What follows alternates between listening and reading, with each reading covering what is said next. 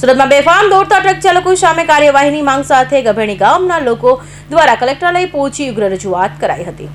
સુરતમાં ભારે વાહન ચાલકો વારંવાર અકસ્માતની ઘટનાઓને અંજામ આપતા હોય છે, ત્યારે ગભેણી ગામમાં બેફામ દોડતા ટ્રક ચાલકે હાલ બેફામ બન્યા હોય તેમ ગત 13મી જાન્યુઆરીના રોજ ટ્રક ચાલકે એક 52 વર્ષીય સુરેશ પટેલને અડફેટે લેતા મોત નીપજ્યું હતું, જે અંગે સચિન પોલીસ મથકમાં ગુનો નોંધાયો હતો અને પરિવાર દ્વારા ન્યાયની માંગણી કરી કસૂરવાર વિરુદ્ધ કડક કાર્યવાહીની માંગ સાથે કલેક્ટરે રજૂઆત કરી છે। આજે ગુજરાતના નાયબ મુખ્યમંત્રી અને ગૃહમંત્રી શ્રી હર્ષભાઈ સંઘવી સાહેબે દક્ષિણ ગુજરાતના પોલીસ સ્ટેશનો અને પોલીસ લાઇનોનું અને અનેક કામોનું લોકાર્પણ અને ખાતમુહૂર્તના કાર્યક્રમો કરવામાં આવ્યા।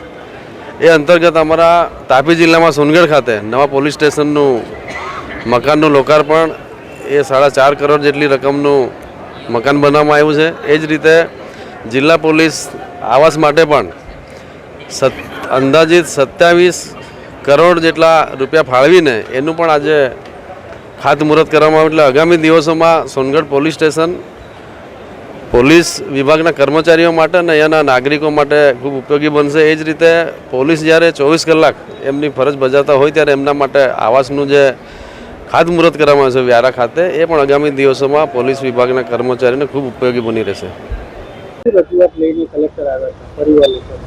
સાહેબ, મારું નામ રવિન્દ્ર આધાર ચૌધરી, હું સુરત શહેર શિવસેના ઉપપ્રમુખ છું અને ગભની ગામમાં એક મોરા મહાદેવ મંદિર છે, હું ત્યાંનો ભગત છું। આવતા જાવતા મેં જોયું કે મોરા મહાદેવની મંદિરની પાછળ ઘણી ટ્રકો માટી ખનન થઈ રહી છે, તો એની હું જાણકારી લીધી।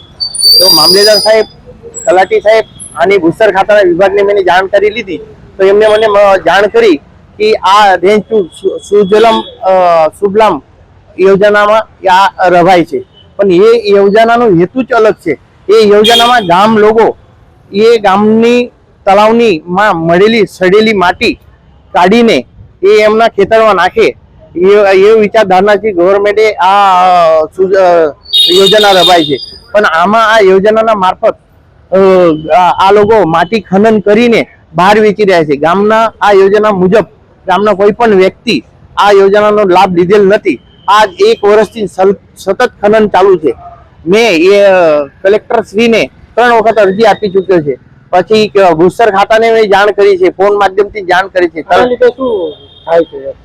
એક્સિડન્ટ ત્યાં ગામના ગાયો ભેંસો તળાવમાં ફસી જાય છે, આવર જાવરમાં ડૂબવાનો બી કિસ્સો બન્યો છે। અને અત્યારે 2 દિવસ પહેલા થોડાક દિવસ પહેલા એક ટ્રકમાં એક વ્યક્તિની ગામના વ્યક્તિની મોત થયેલી છે।